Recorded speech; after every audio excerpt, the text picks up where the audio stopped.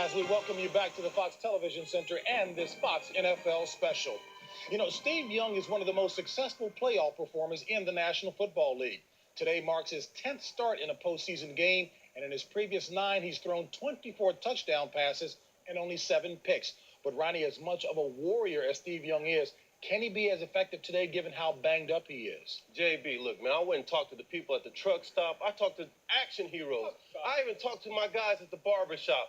And we all agree on one thing, that Steve Young is magnum opus.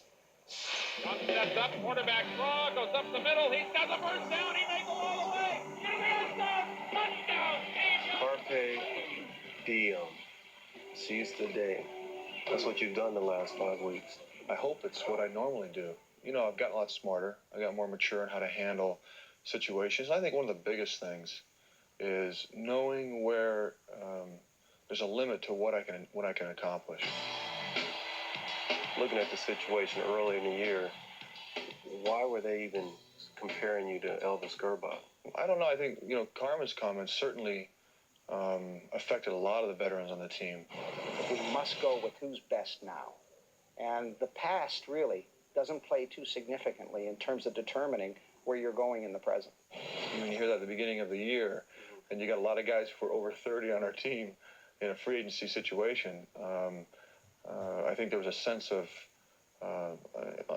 unsurety about the situation for a lot of players. And I think as the year has worn on, I think a lot of guys just left it alone. So now, don't you think they owe you more than just 1 year?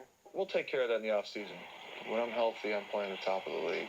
And the question is, can I guarantee 16 games next year?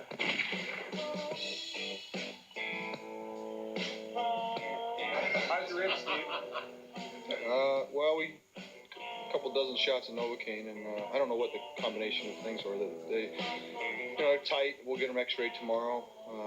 I would say that pretty sure that they're not, broken or anything like that. One of the things that makes Steve very dear to me is his ability to show the guts and the courage to stay out there. It's part of the history of the 49ers. We got guys who had fingers cut off to play the game. So, a shot, that's small time. How do you get ready for this upcoming week, knowing that your ribs are... Right, yeah. I think, I'm going to get some comfort from the pharmacological side. Reggie White falls on you. Well, first of all, I've decided to go to some added padding. I don't care if I'm struggling or not. I want to be on the field because I think I can make a difference. If you don't think that, it's kind of like Jerry Rice. He gets very frustrated if he doesn't get the football because he says in his own mind, I know he knows this, if you give me the ball, we win. That's the attitude. Innocent or not, I find it very it's a good feeling for me that I have a strong desire to finish my career in San Francisco because of the way that I've put out emotionally. It just means something to me. I couldn't love the game more right now. I really couldn't.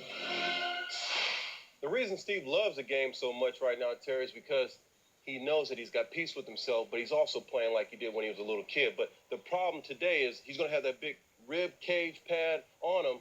Now, that's going to be tough, throwing the ball as well as handing the ball off. I'm afraid that he might turn the ball over. Handing the ball off will not be a problem. The flak jacket will present a problem because he's not used to wearing it. I tried it, didn't like it, couldn't throw it. Forget it. Also, he's a wrist passer and he snaps it off. You got bad ribs, you snap it off, pain hits you. And I'm more concerned as it gets colder, getting out, throwing the football, throwing it. All of a sudden, that medicine is going to wear off. How? Because the more the body works, the more the medicine is dispersed and gets out of the system. 10-yard play, 10-yard drive, 10-play drive. All of a sudden, you need a shot and you can't come off the field. The funny thing is, Sarah, I agree with you in terms of him working. 10 guys are shot up for this game. Nobody talks about the other 9 because they're not quarterbacks. Say that, and I'm sick and tired of everybody talking about quarterbacks, okay? That's number one. Number two is it's not the 10-play drive. It's after he goes and sits on the bench and Brett Favre takes the Green Bay Packers 10 plays down the field and he stiffens up. And, folks, there's a jet stream coming across the country, west to east. Minnesota, it's snowing right now. It'll be snowing there in a minute. It goes like this. West I know west to east. What are you guys looking at me like? I don't know west to east. I know cold. And I don't know quarterbacks need to get shot up. This weekend's action will trim the Elite 8 down to the Final 4. And as we get set for the action, let's take a snapshot look at the playoff picture brought to you by Mitsubishi Motors, including the big game tomorrow. Dallas and Carolina. Back with more in a moment.